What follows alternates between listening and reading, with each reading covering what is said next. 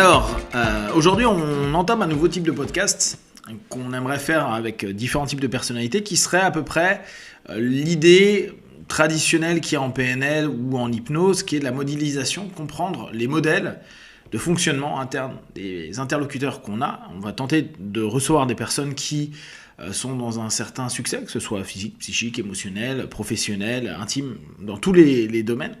Et au travers de questionnements, de voir comment ils ont créé des routines, peut-être des états d'esprit, peut-être des fonctionnements internes ou externes, ça peut être spirituel, ça peut être lié à plein de choses, qui entraînent une idée où ils se sentent alignés et ils commencent à enchaîner de la réussite. Et c'est ça qui va nous intéresser, voir comment, au travers d'un questionnement, ils répondent à ça, comment eux-mêmes s'interrogent dessus. On sait souvent qu'on ne se rend pas compte de la manière dont on réussit les choses ou comment on se sent bien, parce qu'on ne se pose pas la question, ça, c'est naturel pour beaucoup de personnes. Et nous, l'idée, ça va être un petit peu d'épieuter tout ça, de réfléchir dessus. Peut-être, dès lors, donner à l'auditeur une possibilité de se dire « Tiens, j'ai jamais pensé comme ça, ou j'ai jamais fait ça comme ça. Tiens, et si je tentais, je vivais l'expérience ?» Pour peut-être aussi ouvrir des portes chez les auditeurs ou les personnes qui sont intéressées par ce sujet-là. Donc aujourd'hui, l'invité numéro 1, c'est toi. Et on va un peu s'amuser à voir comment toi, t'en es arrivé où tu es aujourd'hui. Donc tu vas un peu te présenter par rapport à ce que tu es, ce que tu as fait. Et on va se poser des questions sur ce qui a été des leviers clés, des moments qui pour toi sont importants et qui ont été marquants dans une compréhension. On sait tous, pour ceux qui te connaissent, que tu as une intelligence sociale qui est très développée. Je pense que ça va être vraiment un des points qui va être intéressant pour nous à prendre en compte. L'intelligence sociale, elle pourrait se définir comme une forme d'intelligence en rapport avec les autres dans sa manière de communiquer, de s'adapter, de trouver les bons sujets, de mettre en avant les gens et en même temps de te créer constamment, dans cette intelligence sociale, un réseau qui fait que tu peux compter dessus sans jamais réellement appuyer dessus. C'est ce qui est intéressant, c'est ce qui donne la différence avec certaines personnes qui vont surutiliser leur réseau, et c'est très bien aussi. Mais toi, tu as une particularité de jamais le faire trop. C'est tout le monde va donner de l'info à ta personne, où tu vas réussir à avoir de l'info, parce que les gens t'aiment bien. Et cette notion-là, elle est intéressante, ça fait partie de l'intelligence sociale. Et ça permet, dès lors, d'avoir plein d'infos. Le surnom, quand on était plus jeune, c'était Radio DAO, et ça a du sens quand on y pense. Tu prends de l'info et tu la rediffuses. Et donc, dès lors, ça continue à faire vivre les réseaux. Et là, la notion de radio et de réseau, ça a aussi du sens. Et toi, ça te permet d'avoir une progression et une façon aussi d'être dans un monde, un contexte qui te plaît. Ce qui nous intéresse dans ça, c'est comment tu en es arrivé à développer cette intelligence émotionnelle-là. Ce rapport à l'autre. Qu'est-ce que tu attends quand tu es avec l'autre ?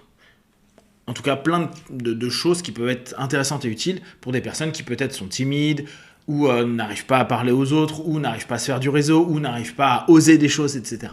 Ça te parle ? Oui, très bien. Ok, donc, rapidement, est-ce que tu peux te présenter ? Donc, je m'appelle Dao, j'ai 48 ans. Donc, je suis d'origine vietnamienne, mais je suis arrivé en France à 1 an. Je suis né en Espagne. En fait, le point particulier, c'est que mes parents sont vietnamiens et qu'ils sont partis du Vietnam avant la guerre. Et comme ils étaient bien nés, ils ont été protégés en fait du conflit vietnamien. Je suis arrivé donc à 1 an à Toulouse et j'ai fait toute mon enfance là-bas. Et puis je suis monté sur Paris pour le boulot et pour le jiu-jitsu, qui est une de mes passions. Et voilà, moi, j'ai un parcours scolaire un peu en temps de scie. Donc, on parlait de succès, mais on peut aussi parler des échecs qui ont vraiment parsemé mon parcours. Et je travaille depuis une vingtaine d'années dans le monde de la cybersécurité, qui est plutôt un marché à succès. Voilà, sinon, je suis père de 2 enfants, j'ai une petite famille. Et puis, ma vie, c'est ma vie de groupe en famille, ma vie de groupe avec le sport, ma vie de groupe dans le boulot. Et voilà. Et gamin, tu étais plutôt introverti ou extraverti ? Introverti. Donc, c'est d'autant plus intéressant. Tu t'es introverti et tu as créé un ensemble de groupes, de systèmes autour de toi, ou dans lequel tu étais. Qu'est-ce qui a été l'élément déclencheur de l'importance du groupe si tu étais assez introverti?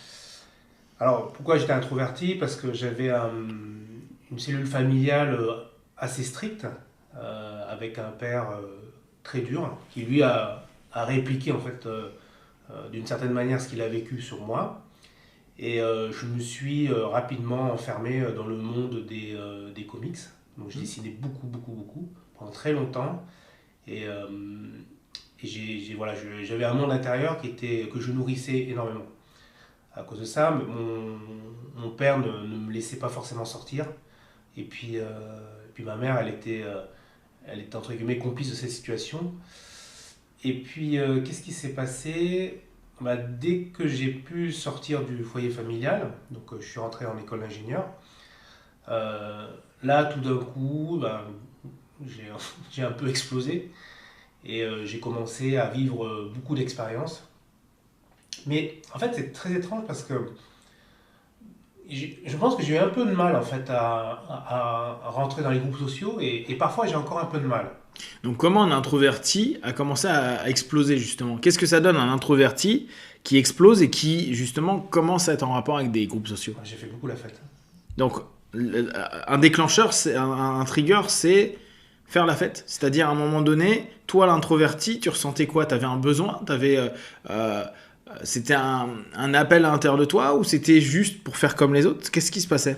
Alors, si on fait en fonction de ressenti, là, ce qui me vient à l'esprit, c'est que je crois que quand j'avais 20 ans, j'ai rencontré un groupe de potes. Donc, j'étais en prépa et il y avait un groupe de potes. Ils étaient. Comment dire? Ils faisaient ce qu'ils voulaient, quoi. Donc, c'est des gens qui ont fait beaucoup la fête. Alors, moi, je viens du sud-ouest, hein. Le sud-ouest, c'est un peu particulier comme état d'esprit. Et moi, c'était une révélation. C'est-à-dire que je suis passé d'un truc où en fait, sorti de l'adolescence, j'étais encore à la maison, on sortait pas beaucoup. J'avais un groupe de potes assez introvertis. Voilà, on se retrouve entre introvertis. Et donc, bon, c'était un truc de geek, quoi. On était un groupe de geeks, on joue aux jeux de rôle et tout ça. Et puis j'ai rencontré ce groupe quand j'étais en prépa, et eux, ils faisaient que faire la foire. On sortait, on buvait, voilà, contexte étudiant. Et là, je me suis. Dans ma perception, j'ai le sentiment de m'être révélé, dans le sens où je faisais la grosse chouille, je faisais la grosse fête. Et je pense que c'est dans ces moments-là, un peu alcoolisé, c'est là où on commence à prendre contact avec le monde extérieur, même si voilà, c'est un contexte de fête. Et petit à petit, ben voilà, j'avais, ouais, j'ai grappillé voilà, le fait de m'ouvrir petit à petit aux autres. Et en fait, j'ai fait pas mal enfin, j'ai fait des écoles, j'avais un parcours un peu bizarre au niveau des études, mais ce que j'ai remarqué, c'est qu'à chaque fois, j'avais mon propre groupe. Mhm. C'est-à-dire que je me constituais mon groupe dans le groupe. C'est-à-dire que quand j'étais en école, j'étais pas forcément au bureau des élèves, mais j'avais pris entre guillemets les quelques geeks qu'il y avait, et on s'était fait un groupe à nous, où parfois on était un peu en confrontation avec le groupe officiel. Et on avait créé un espèce de groupe à nous avec notre manière de faire les choses, de voir les choses. Et on n'était pas forcément intégrés, mais on était observés, quoi. Et, euh, et moi, je vois même des années après, il y a certaines personnes qui me contactent encore parce qu'ils se souviennent encore de moi qui avait un peu cette volonté de créer mon propre groupe, mon propre univers. Et, euh, et voilà, en fait, c'est comme ça que je fonctionne depuis toutes ces années, quoi. Donc quand tu dis créer ton propre univers, donc tu es quelqu'un qui était introverti, tu commences à avoir un ensemble d'éléments qui te permettent de te dire tiens, je sors d'un cocon, je vais dans une vie estudiantine, je rencontre des gens qui ont un mindset différent. À ce moment-là, toi, qu'est-ce qui a fait que tu t'es dit je veux être avec ces gens-là plutôt qu'avec les autres et justement cette notion de vouloir recréer un groupe qui t'est propre, qui répond à quoi? À des critères, des valeurs communes, à des comportements communs. Qu'est-ce qui était important à ce moment-là? Bah, moi, je pense que là, pendant toute ma scolarité, mon adolescence, j'étais pas dans le groupe principal. C'est-à-dire que moi, je me souviens au collège, il y avait des booms, et j'étais le seul pas invité. Ça s'est arrivé pas mal de fois. Donc, j'ai quand même une méfiance par rapport au groupe principal. Et, et pour moi, une manière voilà, de pouvoir être dans le groupe sans être dans le groupe, c'était de créer mon propre groupe avec mes propres règles et puis d'aller aborder l'autre groupe. Voilà, pour un petit peu, je sais pas moi, mais essayer de se coller à ce groupe-là. Je suis pas très, enfin, je sais pas comment dire, mais je suis pas très corporatiste. Mhm. Je me méfie du groupe principal. Qu'est-ce qui crée cette méfiance? Bah, je sais pas. Que représente un groupe principal pour toi? Un groupe principal, c'est quoi? C'est la majorité des personnes qui sont dans le même état d'esprit à un moment donné, c'est ça? C'est ce côté un peu imposé. Et puis si tu suis pas la règle, s'il y a un truc sur lequel tu n'es pas d'accord, ils peuvent te trahir, enfin ils peuvent Mhm. te rejeter. Et toi, quand tu crées un groupe, il n'y a pas ça. S'ils trahissent quoi, s'ils vont pas dans ton sens et dans ta règle, il n'y a pas de notion de. Hmm. En tout cas, je peux quitter le groupe à tout moment, ou voilà, je me sens pas forcément lié à ce groupe-là, puisque c'est moi qui étais acteur, qui l'ai entre guillemets créé. Donc j'ai pas de, enfin, je me sens plus libre vis-à-vis de ça, quoi. Donc la trahison serait quelque chose qui fait que tu veux pas t'intégrer à un moment donné à un groupe ou socialement à des gens parce que tu te dis qu'ils pourraient te faire une entourloupe à un moment donné ou un sale coup, c'est ça? Ouais, puis bon, je pense qu'avec le temps, quand même, je me suis quand même adouci là-dessus, donc j'arrive à m'intégrer, mais je garde une forme d'indépendance, d'autonomie vis-à-vis de ce groupe-là. Je suis là, je suis pas là, enfin voilà. Mais bon, je suis pas. Voilà, je sais qu'il y a une certaine limite que je vais pas dépasser sur la notion d'intégration de ce groupe-là. D'accord. Tu crées des rapports d'intimité dès lors ou pas? Parce que si on prend les logiques d'analyse transactionnelle, la chose la plus difficile et la plus forte en termes de stroke étant des unités de reconnaissance, donc les notions qui nous nourrissent dans le rapport à l'autre, l'intimité est ce qu'il y a de plus important, c'est-à-dire créer des rapports qui sont vrais, authentiques avec les autres, une forme d'intimité. Là, dans ce que tu me dis, c'est comme si tu restais dans les jeux, c'est-à-dire que tu joues des jeux et des rôles sociaux qui nourrissent en stroke l'autre, qui te nourrissent un peu toi, qui sont pas hyper nutritifs psycho-émotionnellement parlant, mais qui au bout du compte, ces jeux sont suffisamment ok, tu connais assez bien les règles du jeu pour faire vivre ce rapport-là. Il y avait une recherche d'intime ou il y a une recherche d'intime dans ton rapport à l'autre, dans du rapport au groupe ou même dans les groupes que tu crées, ou juste, on va dire, des modèles qui sont moins puissants au niveau des strokes, c'est-à-dire plus des jeux. Euh, je pense qu'en fait, dans mon rapport à l'autre et au groupe, sur cette notion d'analyse transactionnelle, je vais rechercher une forme d'harmonie. C'est-à-dire que quand je rencontre une personne, et je vois, je le fais beaucoup, surtout dernièrement, je cherche en fait à essayer de me caler au rythme de la personne pour essayer de comprendre comment cette personne fonctionne et comment le groupe auquel elle appartient fonctionne. Donc là, tu me dis en gros que tu détermines l'ensemble du système dans lequel tu veux ou tu peux évoluer avec cette personne-là, mais t'es pas forcément dans un échange d'intimité. Tu es dans un échange informationnel, tu es plus dans la notion, si on reprend la PNL, de mirroring pace and lead, c'est-à-dire le rapport que tu crées à l'autre, plus que aller dans le fond de l'élément de transaction, donc d'échange entre toi et lui. Tu prends de l'info, et lui, qu'est-ce que tu lui donnes? Je lui donne des feedbacks par rapport à ce que j'ai entendu. Et mon but, c'est vraiment, comment dire, je pense que dans les rapports que j'ai aux autres, je cherche une intimité. C'est-à-dire que moi, les discussions un peu basiques, bah, mis à part un peu pour rigoler, c'est pas forcément la chose qui m'intéresse le plus. J'essaie vraiment d'éveiller quelque chose chez la personne qui est en face de moi. Alors, dans quel objectif ça, il faudrait le déterminer, mais dans mon rapport à l'autre, j'essaie vraiment de creuser la relation entre cette personne et moi, pour en faire quelque chose d'unique. C'est la relation que tu cherches à creuser ou c'est l'autre? C'est le lien entre toi et lui ou c'est l'autre dans son histoire?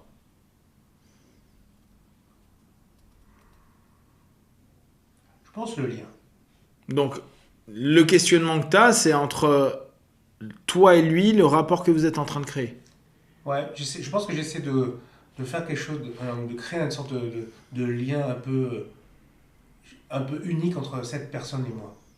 Mhm. Et, et c'est vrai que quand je regarde un peu tous les gens que j'ai rencontrés, j'ai toujours ce truc où j'ai quelque chose d'unique avec cette personne-là.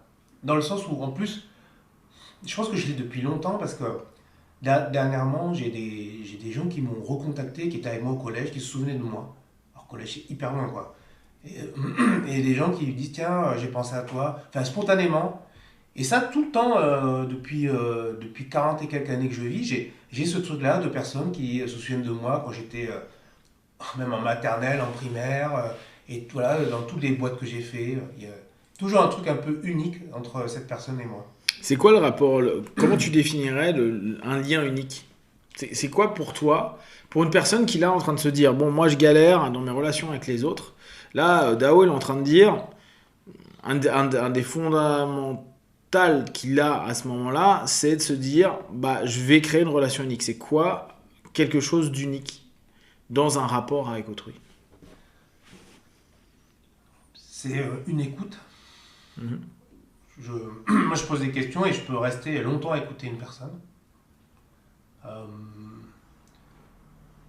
je pense que j'ai une très bonne mémoire, donc du coup, je me souviens de beaucoup de choses de la vie des autres personnes. Euh,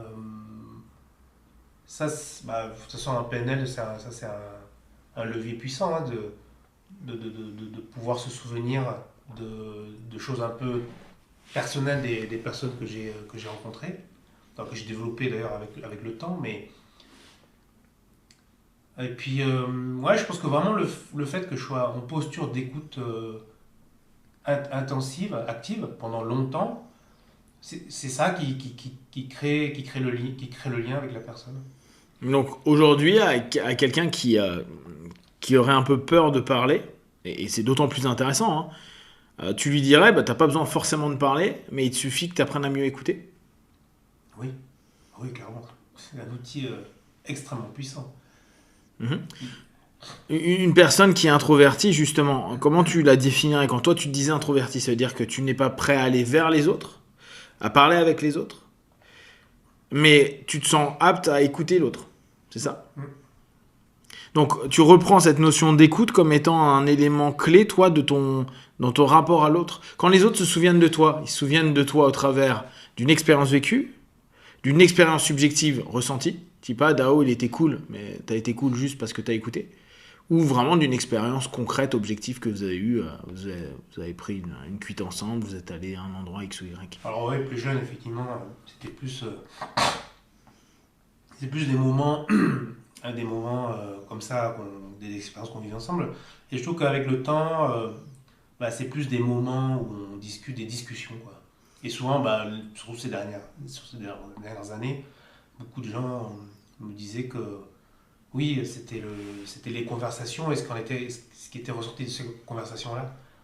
Des petits mots comme ça, des moments j'ai écouté, j'ai fait verbaliser certaines choses.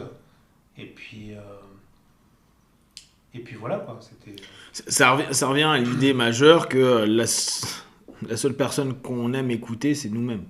Oui. Donc ça, pour toi, c'est un élément, ça sera un espèce de motto, une espèce de phrase importante à garder, de se dire, pensons toujours que l'autre aime parler de lui et le sujet le plus intéressant reste lui. Donc le faire parler est indirectement un lien social Hum. et ça crée un lien fort parce que la personne s'entend et se sent entendue, ou en tout cas écoutée pendant un laps de temps. Ça te semble un, un levier important dans le, si on devait se dire, tiens, il y a une philosophie du Dao dans le rapport à l'autre. Ah, déjà, je pense que c'est un réflexe sain hein, d'aimer parler de soi, de faire, de pratiquer une écoute, un soin de soi-même. Et si on a en face de nous quelqu'un qui est capable de stimuler ça sans qu'il y ait de masque, mais on essaie vraiment de dépioter tous les masques sociaux qu'on met lorsqu'on est en contact avec l'autre et que voilà, on se rapproche du mieux qu'on peut de quelque chose d'un peu plus authentique, on va dire, de l'autre. C'est-à-dire que Bah ouais, moi, quand je discute avec quelqu'un, ça m'intéresse pas qu'il me fasse une démonstration, tu vois, de pouvoir ou qu'il mette plein de masques. Moi, ce qui m'intéresse, c'est de parler un peu des choses qui sont sensibles pour elle, au niveau sensorialité. Et puis ouais, je trouve ça intéressant. Enfin, honnêtement, enfin, j'écoute pas les gens pour avoir du pouvoir sur eux. Enfin, moi, ça m'intéresse vraiment, quoi. Vraiment, Mhm. enfin, moi, j'aime bien aller discuter avec les gens. Qu'est-ce que ça t'apporte d'aller discuter avec des gens? Si on reprend cette notion, pour toi, tu crées un rapport à l'autre pour quelle raison? Bah, je prends par exemple l'exemple du Jiu-Jitsu. Nous, on a un tapis où il y a 50 personnes. Moi, j'aime bien aller discuter avec chaque personne, quoi. Même si c'est très peu de temps, mais j'aime bien aller créer du lien avec chacune des personnes. Donc, tu aimes créer du lien, ça sous-entend quoi pour toi? Là, on reprend toujours dans cette modélisation. Ok, on comprend que tu vas avoir une logique d'écoute qui va permettre à ce moment-là d'avoir un rapport qui est plus sain, et la personne peut se souvenir de cette notion-là. Mais aller créer du lien, c'est quoi? Quelle est la notion, le besoin qui aurait à l'intérieur de toi, qui a besoin qui prend plaisir à cette réponse de besoin? Si on prend une notion, enfin, si comme ça, je me pose la question, j'ai vraiment l'impression que ça me nourrit, quoi. Ça me donne vraiment de l'énergie, quoi. Je le sais, hein, je monte sur le tapis, je vois plein de gens, je suis super content. D'accord. Je pense qu'à ce moment-là, j'ai un niveau d'énergie qui est bien, bien haut, quoi. Donc ça te nourrit. Ça, c'est un élément quand même qui est important à prendre en compte parce que tout le monde ne va pas être forcément nourri par l'autre. Voilà. Mm. Ça, tu penses que c'est un point qui est déterminant? Est-ce que tu penses que quelqu'un qui n'est pas forcément nourri par la présence de l'autre, moi je prends mon cas, hein. Il y a trop de gens, j'ai envie de les buter. Mm. C'est pas mon truc. Ouais. Euh, Est-ce que tu as l'impression que c'est quelque chose qui est essentiel ou même si, et là moi je reprends ton concept, je monte sur des trucs, sur un tatami où je veux créer du rapport, je peux très bien créer du rapport sans forcément être nourri par la quantité, les gens, etc. etc. Juste purement, alors le mot va paraître un peu froid, mais purement stratégiquement parlant, c'est-à-dire je sais très bien comment aller créer du rapport, comment parler avec des gens, etc. Est-ce que tu as l'impression que pour toi, cette notion que ça te nourrisse soit un plus ou une nécessité? Non, enfin, moi, ça me demande zéro effort. Clairement, quand je monte sur le tapis, aller vers l'autre, discuter, voir quelqu'un, genre une ceinture blanche qui arrive, tiens, ça va, tu fais quoi, pourquoi t'es venu? Enfin, c'est tellement naturel pour moi, tellement naturel. Alors, je vais récupérer effectivement de l'énergie là-dedans, mais clairement, ça me demande aucun effort. C'est pas énergivore. Donc ça, c'est assez intéressant. Donc maintenant, mets-toi dans la tête de quelqu'un qui, justement, estime qu'aller voir l'autre, tu sais, c'est souvent ce premier pas. Parce que souvent, quand ça commence à discuter, les gens arrivent à s'en sortir. Mhm. Quand ils estiment que c'est très énergivore, qu'est-ce qui, toi, dans ton fonctionnement, fait que c'est pas énergivore? Ok, ça te nourrit. Donc, est-ce que c'est un état d'esprit? C'est-à-dire, est-ce que c'est de te dire, cool, je vais apprendre de nouvelles choses, je vais découvrir une nouvelle manière de penser, je vais ouvrir une porte, je prends ça comme un livre, un roman, une nouvelle série Netflix. Comment t'abordes ça? Alors, c'est vrai que bon, sur le premier contact, c'est un contact visuel, et tu vois des détails, des signaux, enfin, tu vois des choses qui vont te donner une première projection de la personne.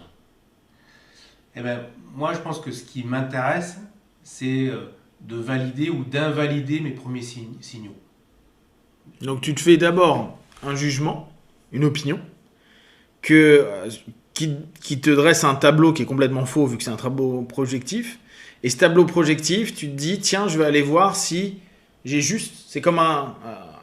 Là, je reprends pour quelqu'un qui aurait du mal à aller vers l'autre, c'est de se dire, je joue un jeu. Mhm. Et ce jeu, c'est, tiens, je vois quelqu'un, je me fais un storytelling, je fais une petite histoire, et après, je vais voir si mon intuition, si on reprend ce mot-là, est juste Mhm. dans une vérification à l'autre, mais non pas dans un truc de je dois me faire des potes ou je dois rencontrer du monde ou autre, mais juste dans déjà un truc très personnel de se dire est-ce que j'ai une bonne perception, est-ce que j'ai des bons points de référence, est-ce que j'ai une bonne notion. C'est un peu ça l'idée. Ouais, et puis je fais pas ça, enfin là on le verbalise, mais pour moi c'est vraiment, enfin c'est un réflexe naturel quoi. Mhm. C'est d'aller vers l'autre pour essayer voilà, comme tu dis, de valider ou d'invalider le storytelling que j'ai fait à ce moment-là dans un laps très court de temps. Euh, Et le plaisir, c'est quoi? C'est de te dire, j'ai vu juste, je me suis complètement gouré. Il y a quoi dedans? Non, pas du tout. C'est vraiment. Je pense qu'il y a un petit truc de fond qui se fait, mais je pense que c'est quelque chose de naturel, hein, c'est quelque chose de grégaire. Mais non, mais c'est vraiment le truc de tiens, c'est marrant ce qu'il dit ou comment il se porte, ce qu'il raconte. Le côté ok, quoi. Tiens, c'est ok. Ça fait 3 fois que tu ressens la sémantique naturelle. Pourtant, tu es un introverti, donc c'est pas naturel pour toi. Et là, maintenant, tu me dis que c'est naturel. Comment c'est devenu naturel? Ça, c'est hyper intéressant parce que j'étais vraiment très, très, très timide Ouais. quand j'étais jeune. Vraiment, c'était une souffrance pour moi d'aller vers l'autre. Bah, surtout les filles, quoi. Les filles, c'était une montagne pour moi. Et moi, maintenant, j'ai aucun problème pour discuter avec qui que ce soit. Donc justement, tu vois, c'est ça qui m'intéressait, ce switch. Parce que là, tu le mets dans le mot naturel, c'est-à-dire que ça fait partie de la nature, ou de ma nature. Est-ce que c'est là ou ma? La question à se poser. Mais on va dire que c'est naturel. Néanmoins, tu étais quelqu'un qui était pas naturel là-dessus. Ou en tout cas, qui n'arrivait pas à retrouver cette nature. Est-ce que ça serait retrouver une nature? C'est-à-dire cette nature sociale parce qu'on a cette dimension grégaire qui est à l'intérieur de notre cerveau? Ou il y a autre chose à faire, à ton avis? Comment t'es passé de je suis hyper introverti et ça m'est pas naturel du tout d'aller voir du monde à maintenant j'en ai l'envie et je trouve ça maintenant même naturel, c'est naturel pour moi d'y aller. Je pense qu'avec les années, j'ai un peu éclairci les codes de la communication, Mhm. sur lesquels, à l'époque, je faisais énormément de projections en pensant le jugement. Enfin voilà, on va pas voir l'autre parce qu'on a peur d'être jugé. Enfin, je pense qu'il y a beaucoup de. C'est le genre de processus qui peut arriver chez les introvertis. C'est la peur d'être jugé, d'être discuté et puis d'être jugé. Et à partir du moment où j'ai commencé par l'expérience, par l'étude, la lecture, etc., à essayer de décoder un petit peu tout ce qui concerne la communication, je pense que ça m'a vachement rassuré. Et maintenant, c'est vraiment facile de. Ça me semble tellement facile de discuter avec les gens. Donc en somme, pour que ce soit naturel, il faut que tu décodes la nature des choses. C'est comme si on est en train de dire, on parle de biologie, on se pose pas la question en regardant la fleur, t'étudies comment ça fonctionne au niveau de la biologie, l'évolution, et une fois que tu sais ça, tu vois la fleur différemment, donc c'est plus pour toi, c'est à la fois naturel en tant que tel par état de fait, et intellectuellement naturel. Ouais, je pense que mon centre analytique m'a beaucoup aidé à passer ce pas-là. Donc là, quand tu me parles des codes de communication, ce que tu proposerais à des personnes qui aujourd'hui sont un peu dans cette peur de communiquer ou d'aller vers l'autre, d'avoir une intelligence sociale qui se développe, c'est de se dire, comprends les codes sociaux, comprends les codes des groupes, parce qu'on reprend le mot que tu disais tout à l'heure, il y a les groupes qui peuvent être majoritaires, il y a des micro-groupes, il y a des groupes annexes, il y a des groupes divers. C'est comprendre les codes avant d'y aller, ou y aller en te disant, je ne le comprends pas, mais je vais tenter de comprendre. Ça serait quoi pour toi? Qu'est-ce que tu as fait? Tu as plongé dedans en ne comprenant pas?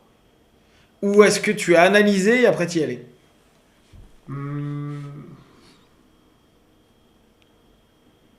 J'ai plongé dedans. Donc tu conseillerais à quelqu'un de dire, ok, c'est normal que tu aies peur. Bon alors, si on prend, mais vraiment riant, mais ne le faites pas, c'est les soirées, étant donné que tu es bourré, tu peux complètement y aller parce que tu es désinhibé, donc à ce moment-là, il n'y a plus la peur du jugement. Et à partir de là, te rendre compte que c'est pas si pire que ça, entre guillemets, ça rend ok. Donc tu conseillerais aux personnes de se dire, allez, lâche-toi, plonge, tu verras, quoi, plonge ou ta pied quand même, et tu verras que ça va. C'est ça un peu l'idée? Ça, c'est intéressant. C'est vrai que je pense que quand on est désinhibé, le rapport à l'autre est plus facile, ça c'est je veux dire. C'est un des points reconnus de l'alcool. Hein. Eh ben, je présume que c'est ces états-là, voilà, qui permettent d'améliorer la communication. Je pense qu'avec le temps, j'arrive à les mettre en place sans être désinhibé. Oui, ce qui est logique. Donc en gros, c'est tu plonges à un moment donné, tu vois les codes, même si tu les comprends pas trop, t'en as plus rien à faire parce que t'as plus peur du jugement par rapport à ça. Mais mine de rien, ça te fait un Rex, un retour d'expérience, sur lequel tu as des points de référence qui se mettent en place et tu commences à comprendre comment ça fonctionne, simplement avec ton expérience et donc les points clés que tu mets comme des bullet points, des points clés à se souvenir et à se dire, ok, bah ça fonctionne comme ça fonctionne comme ça. Et l'expérience te donne dès lors des points à se souvenir sur un encodage de fonctionnement social, c'est ça? D'accord. Donc en gros, la personne, là aujourd'hui, si tu avais une personne qui dit Dao, j'ai peur d'aller voir les gens, j'ai peur qu'on me juge, tu lui dirais vas-y même si tu as peur. Ah oui, Et va découvrir que bah, si tu te fais jeter en l'air, tu te fais jeter en l'air, mais c'est pas la fin du monde. exactement. D'accord. À chaque fois, bah, comme tu disais, le Rex, c'est tu vas voir quelqu'un, tu te fais jeter en l'air, bon, bah, analyse un peu ce qui s'est passé, analyse ce que tu as ressenti, ce que tu en penses, et puis, euh, et puis tu vois que naturellement, en fait, mine de rien, sur l'expérience d'après, bah, tu vas t'améliorer un petit peu, et un petit peu, et un petit peu, un petit peu. Au bout d'un moment, bah, voilà, quand tu as rencontré beaucoup de gens, t'as une méthodologie qui se met en place naturellement. Il y a des choses que tu dis pas, il y a des choses que tu vas dire, il y a des choses que tu écouteras ton ressenti aussi. Enfin voilà, c'est comme le sport, quoi, hein. Plus tu feras de combat, et plus à un moment donné, il y a des heures que tu feras plus, il y a des choses que tu aborderas d'une certaine manière, tu comprendras un peu les rythmiques. Voilà, c'est comme une danse, quoi, c'est une harmonie. Donc si on reprend sur un pattern de départ, une personne qui aurait peur socialement, qui aujourd'hui n'est pas forcément dans une communication sociale ou une intelligence sociale développée, ça serait tente de comprendre les codes. Si tu vas pas trop loin, tente de les comprendre au départ, peut-être en projectif externe, puis plonge. Plonge, mais ne va pas dans la communication de toi vers l'autre, mais commence à créer un rapport où tu mets l'autre comme étant le cœur du rapport que vous êtes en train de créer, donc créer un lien exceptionnel entre guillemets entre toi et l'autre, non pas en parlant de toi ni de tes expériences ou en te mettant toi égotiquement en avant, mais en mettant lui, elle, en avant dans la communication. Comme ça, dès lors, tu as moins de feedback négatif vu qu'il n'y a pas de jugement, hormis peut-être, putain, mais t'es de la police ou qui serait peut-être le truc le plus embêtant. Mais dans la communication de l'autre, il y aurait moins de possibilités d'être dans l'erreur des codes de communication, vu qu'en fait, tu ne fais que être dans du pace plutôt que dans du lead. Ça serait ça un peu un point de départ pour un modèle à quelqu'un qui se dit, c'est pas évident l'intelligence sociale. Bah, le point de départ, c'est que c'est toi qui vas vers l'autre. Donc, si tu vas vers l'autre, c'est pas pour le saouler avec ton histoire. C'était là pour. Enfin, je sais pas si c'est le bon mot, mais quelque part, la personne, elle a rien demandé, tu vois. Et toi, tu viens et tu veux créer un rapport avec elle. Et à ce moment-là, bah, effectivement, si tu veux que ça marche, il vaut mieux plus centrer sur le point de départ sur cette personne-là, en lui posant des questions, en étant en écoute active, une vraie écoute, hein, pas une écoute genre je t'écoute juste pour après déballer mon histoire. Euh, Laisser cette personne dans le cœur de la relation, parce qu'il ne faut pas oublier le point de départ, c'est que toi, tu as un problème de timidité, tu as un problème où tu veux améliorer ton interaction sociale, donc forcément ça va passer par le fait d'aller à la rencontre de l'autre. Donc il ne faut pas introjecter, quoi, à ce moment-là. Il ne faut pas se dire bah, j'y vais, mais c'est juste pour te raconter mes histoires, quoi. Donc, en fait, tu es dans une forme. Ça me rappelle ce qu'on avait proposé pendant un moment qui s'appelait séduction sociale. Tu es vraiment dans cette notion de séduire l'autre, mais sans se mettre soi en avant, mais vraiment en mettant l'autre en avant. Ouais, alors séduire, oui, bah, qu'est-ce que c'est la séduction?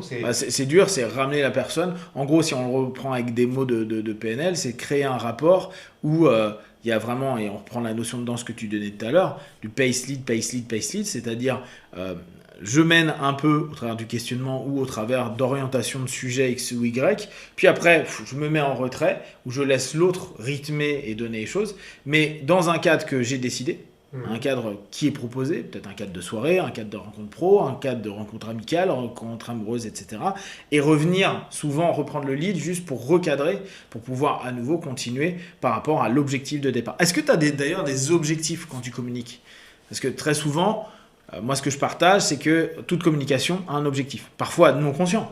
Mais là, dans ce que tu dis, si tu vas vers l'autre, c'est pas pour parler de toi, c'est ce que tu viens de dire. Donc ton objectif, c'est de découvrir l'autre. Et on revient au rapport projectif de quand tu montes sur un tatami. C'est à ce moment-là, ton objectif, c'est découvrir le monde de l'autre, c'est découvrir cette inconnue ceinture blanche qui monte pour voir son feeling par rapport à l'académie, à la technique, par rapport à plein de choses. C'est ça ton objectif de fond. Est-ce que l'objectif initial, c'est je vais aller découvrir d'autrui?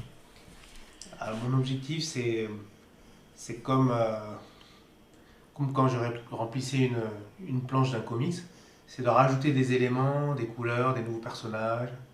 Voilà, j'aime bien cette idée de nourrir un monde à l'intérieur finalement, où voilà, j'ai une nouvelle personne qui intègre ce monde-là.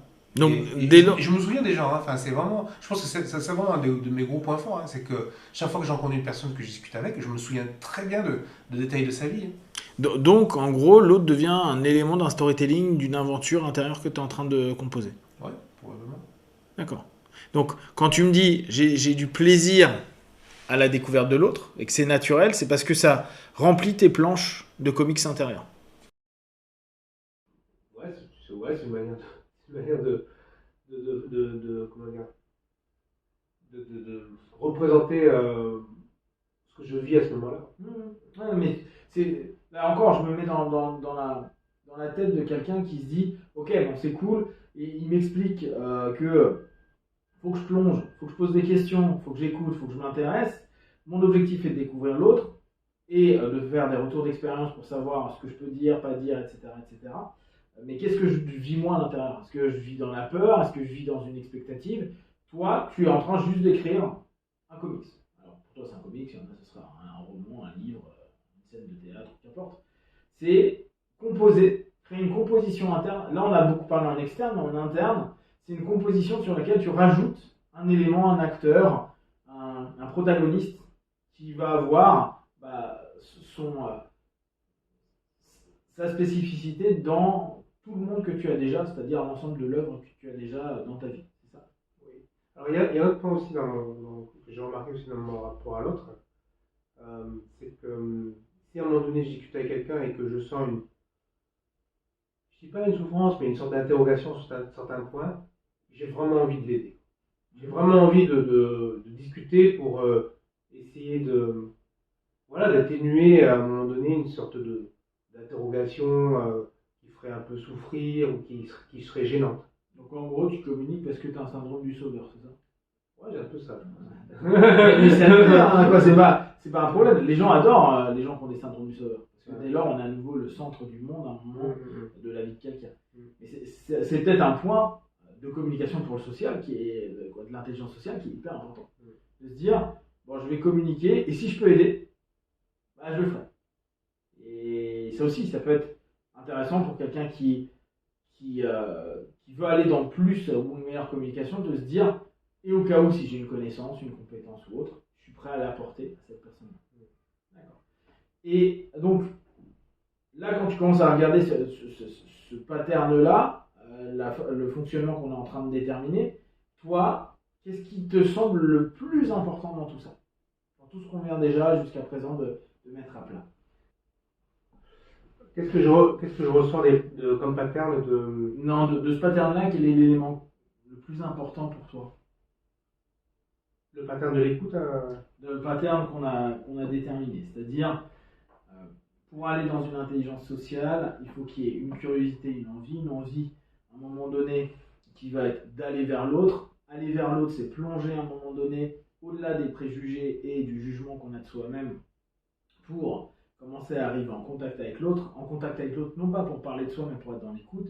Une écoute qui va permettre à l'autre de créer avec toi un rapport particulier qui pourra devenir un lien unique au travers du questionnement. On y rajoute derrière cette notion de peut-être avoir envie de donner une clé ou offrir quelque chose, qui sera un petit peu le bonus et le cadeau que tu veux offrir à la personne dans le rapport que tu as, pour après justement créer cette notion-là de réseau, c'est-à-dire de maintien de connaissance et de rapport avec l'autre dans un groupe qui sera le tien, parce que c'est un ensemble d'éléments de rapports personnels uniques que tu as eu avec les gens, mais qui sont uniques dans la forme de communication du DAO. Donc, ton groupe, en fait, c'est la communication, les personnes qui ont rencontré DAO dans la communication, qui ont un lien unique avec DAO dans cette communication que tu as créée.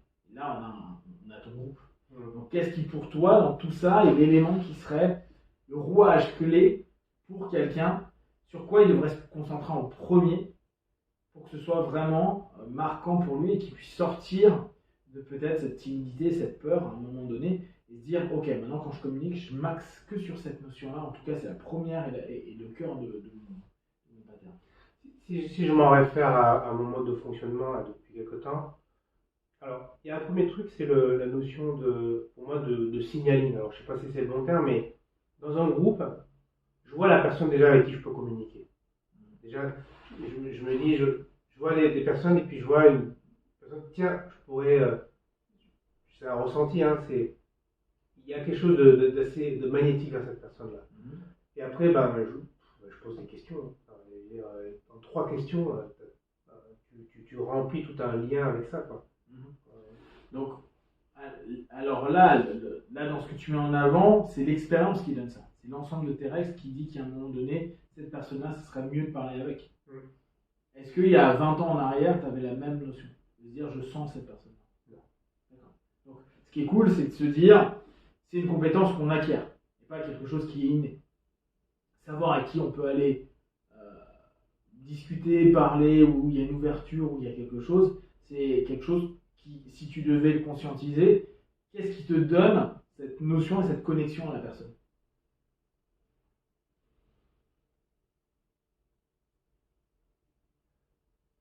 La curiosité. Ok. Donc, tu restes sur cette notion à te dire, je suis curieux, et si on reprend en interne, parce que ça va remplir mon manga intérieur, mon comics intérieur avec un nouveau personnage. Ouais. Donc, est-ce qu'un des points clés dans l'intelligence sociale serait justement cette notion d'être curieux de l'autre, de ce qui est en train de se passer dans l'autre, avec l'autre ou dans le contexte par l'autre? C'est la curiosité, tu le placerais où, toi, dans l'élément motivationnel de ta personne?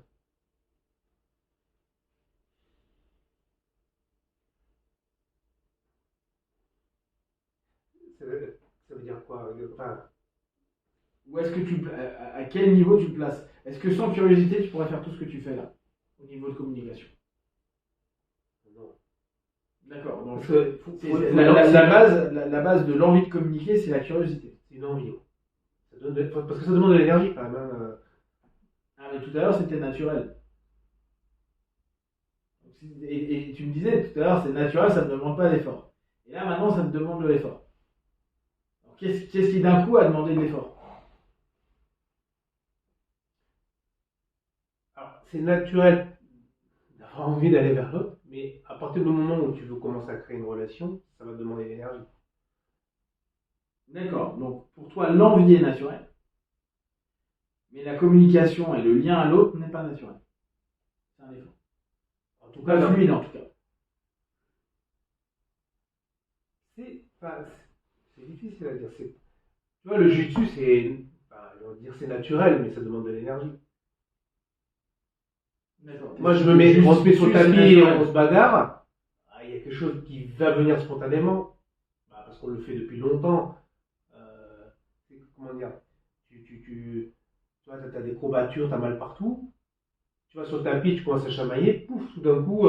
Ouais, mais dans ce cas-là, est-ce que le mot naturel, c'est pas de l'habituation? Ce qui serait deux choses Ah, différentes. oui. Parce que tout à l'heure, tu as exploité 3 fois le mot naturel. Ouais. C'est naturel d'aller vers les gens, c'est naturel pour moi. Et là, d'un coup, ça devient, il y a de l'effort. En tout cas, il y a de l'énergie à exploiter. Ouais. Donc, dans ce cas-là, est-ce que c'est l'habituation? Et là, le coup des courbatures, c'est exactement ça. On va tous avoir des courbatures quand on commence un sport pendant une semaine. Et une fois que notre corps s'est habitué, c'est devenu habituel, c'est pas naturel, Ouais. habituel. Et dès lors, on n'a plus ces courbatures-là. Est-ce que la notion de communiquer avec l'autre est quelque chose de si naturel ou simplement quelque chose d'habituel?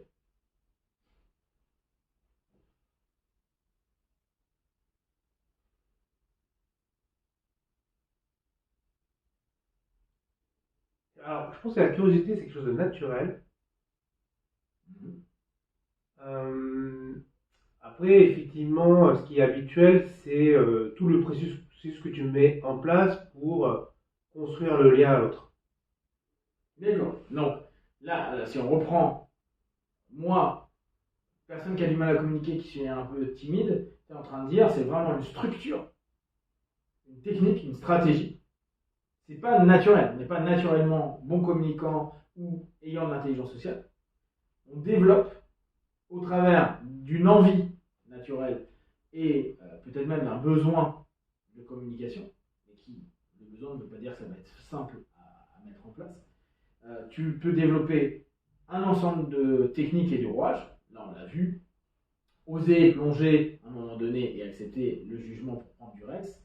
À ce moment-là, et même en amont, c'est avoir de la curiosité pour aller vers quelqu'un ou vers un groupe, puis plonger dedans, même s'il va y avoir du jugement à un moment donné, pour arriver à minimiser nous-mêmes notre place pour être dans une notion de questionnement et d'écoute de l'autre, pour mettre en avant l'autre, pour créer un lien unique avec l'autre à un moment donné.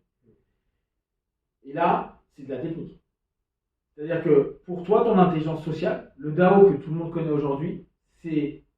Là, on le conscientise, donc peut-être que ça ne semblera pas naturel, mais est-ce que tu as l'impression que c'est une structuration et un ensemble de rex et donc de techniques, de choses à dire ou ne pas dire, qui a fait que tu es devenu aussi bon dans l'intelligence sociale? Oui. Clairement, il y a vraiment un avant et un après. C'est pas un truc que j'ai développé au collège, enfin, dans des storytelling.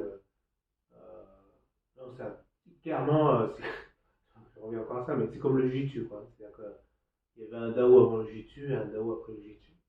Donc, il y a des communications naturelles, des communicants naturels, qui sont hyper charismatiques, qui parlent bien d'entrée, même petits, etc. etc. Nous, on ne l'a pas, mais tu sais, il y a des gamins qui font des concours d'éloquence, quoi, qui sont très très doués là-dessus naturellement. Et encore que le concours d'éloquence est très technique.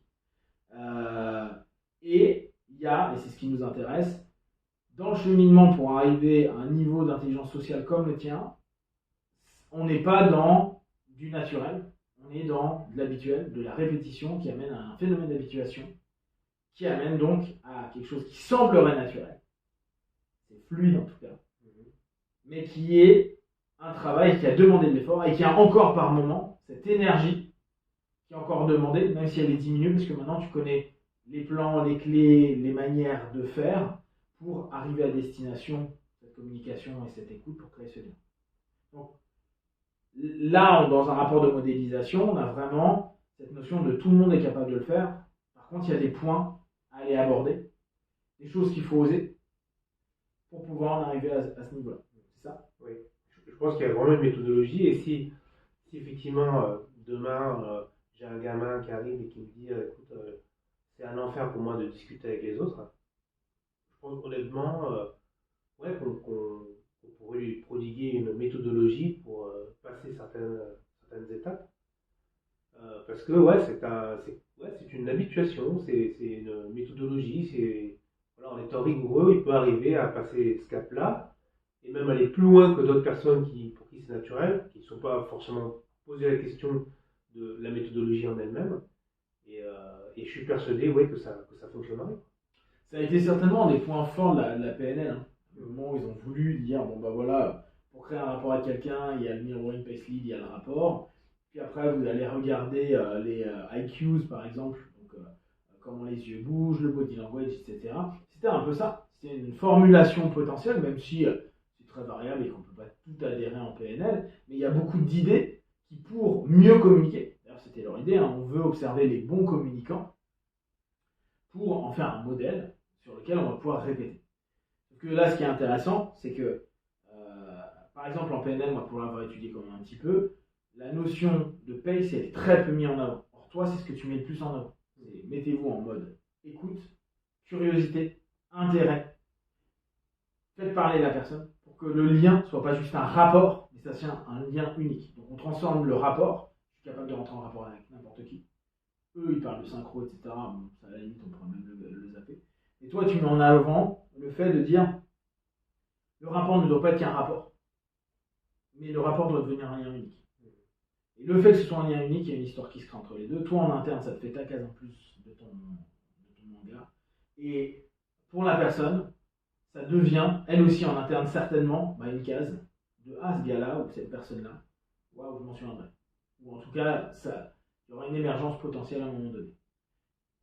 Est-ce que, pour conclure, c'est pas justement la création d'un lien unique et non pas d'un simple rapport qui fait que tu as une intelligence sociale qui est certainement supérieure à la majorité des potes qu'on connaît? Oui, je pense que c'est ça. C'est ce côté feedback que j'ai de temps en temps avec des gens qui me contactent et me disent, tu sais quoi, je me souviens de ce que tu m'avais dit, et depuis, ça a modifié certaines choses dans la problématique dont on avait parlé. Donc, dans le lien social, dans le lien unique, il y a quand même ton petit syndrome de sauveur qui est là. Non, mais c'est cool parce que c'est intéressant à prendre en compte. J'ai su écouter correctement, j'ai su mettre en avant des éléments que la personne avait besoin de faire émerger, et peut-être, ça c'est peut-être un de tes plus, et tu vois, c'est peut-être un détail que ça joue, le fait de ton intelligence sociale, un détail qui est un détail trahi, donc qui n'est pas un détail, mais c'est un élément qui semble anodin, mais qui est peut-être le bon mot, le bon encouragement, ou la bonne solution. En tout cas, une hypothèse de solution. Tiens, tu peux aller regarder ça, tu peux lire ça, tu peux ouvrir ça, ou non, mais il y a des gens qui ont vécu comme toi, et il y a un conseil, qui amène ce petit plus qui fait ok, c'est unique. Mais ça ne serait pas que le questionnement, ça serait aussi le rapport interventionniste, entre guillemets, dans la communication sans jamais toi te mettre en avant, mais simplement tenter de permettre à la personne de trouver une sortie, une voie, une opportunité, un axe possible dans sa démarche. Je pense que ça, c'est quelque chose qui pourrait être un des rouages clés de ton fonctionnement. C'est crucial. D'accord. C'est crucial. Donc, si on résume, pour quelqu'un qui se dit je veux modéliser, avoir une intelligence sociale comme Dao, en tout cas le développer au fur et à mesure, il faut du temps. C'est avec le temps et les années que tu as réussi à faire ça. Pour prendre un ensemble de points de référence. C'est-à-dire avoir une expérience, un ensemble de règles qui permettra à un moment donné de se dire c'est ok, je commence à comprendre qui je vais aller parler, où, quand, comment, qu'est-ce que je peux dire, qu'est-ce que je ne peux pas dire, etc. De là, il faut avoir cette notion d'envie. Envie d'aller communiquer. D'être curieux dans la communication pour qu'en interne ça te nourrisse. Une nourriture qui va permettre à un moment donné, qu'importe, de créer un personnage dans le monde intérieur, ou juste d'avoir plaisir de découvrir quelqu'un d'autre, ou juste de savoir qui est la personne là, pure curiosité. De là, qui serait naturel, on rentre dans un rapport énergivore, qui demande de l'énergie, qui va être rentrer dans le rapport et dans le contact avec la personne. Dès lors, il faut plonger. Première chose qui est peut-être la plus dure pour les personnes qui sont timides, qui va demander le plus d'énergie. Oser aller se dire que peut-être tu vas te faire juger, que ça va pas être cool, que tu peux te faire envoyer en l'air, que plein de choses. Mais qui rapportera un maximum de retour d'expérience. Donc qui permettra d'améliorer la compétence d'intelligence sociale à venir, même si aujourd'hui elle n'est pas. Une fois qu'il y a cette mise en relation, ce rapport, l'objectif du rapport, c'est de créer un lien unique, qui n'est donc plus qu'un rapport. C'est au-delà du rapport. Et ça va se faire au travers d'une communication qui est axée davantage sur le questionnement et l'attention qu'on va porter sur la personne, plutôt que de parler de soi vis-à-vis de cette personne ou de ce groupe social.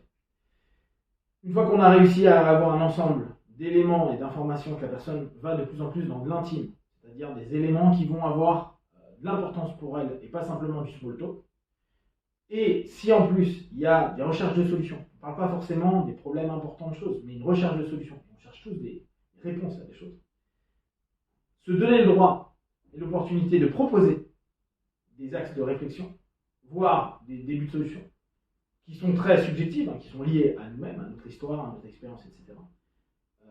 Pour simplement dire, tiens, peut-être que tu n'as pas pensé à ça, parce qu'on a suffisamment écouté la personne pour cadrer l'ensemble des éléments, et lui permettre, dès lors, peut-être d'ouvrir quelque chose. De là, on transforme donc le rapport en un lien unique, ce lien unique qui créera une histoire entre toi et lui, sans forcément, ou elle, sans forcément qu'il y ait des choses faites autour, simplement au travers du mot et de la communication, qui a posteriori rentrera dans une historique, notre case de comics à l'intérieur de nous et son histoire intérieure ou sa page à l'intérieur de l'autre personne, qui donnera à court, moyen, long terme, parfois quand on se recrase, cette notion de pouvoir se souvenir de. Plus, élément qui peut être important à développer, quand je rencontre quelqu'un, je prends attention à elle et je m'en souviens. Qui est, ce que tu disais, quelque chose qui pour toi est un plus que tu as naturellement, de facilement te souvenir des choses. des expériences, des cheminements, des choses qui ont été vécues ensemble. Dès lors, tout ce processus-là donnerait une intelligence sociale, parce que si on le fait à plein de personnes ou à des groupes sociaux, ben on devient une personne qui, paradoxalement, en cherchant un lien unique, devient unique, alors qu'en fait, on le fait avec tout le monde, c'est pas si unique que ça. Mais ça n'a pas d'importance parce que chaque personne, elle, ressent cette sensation d'être unique, ou en tout cas, le rapport qu'il y a eu pendant un laps de temps a été unique. Dès lors, il est beaucoup plus facile, parce qu'on a été marquant, parce que c'est unique, de créer des liens et des rapports qui sont plus sains, plus entiers, plus vrais et plus facilement fluides, même quand on ne les voit pas pendant 1 an, 10 ans ou 15 ans. C'est ça? Oui. Est-ce que ça résume bien le processus? Ouais, c'est ça. Ok, donc voilà pour ce premier numéro qui a un numéro bêta pour voir si tout marchait pas. On continuera et on le fera avec d'autres invités sur le même modèle. Comme ça donnera un peu à tout le monde cette image et cette vision qu'on veut avoir de ce type de podcast.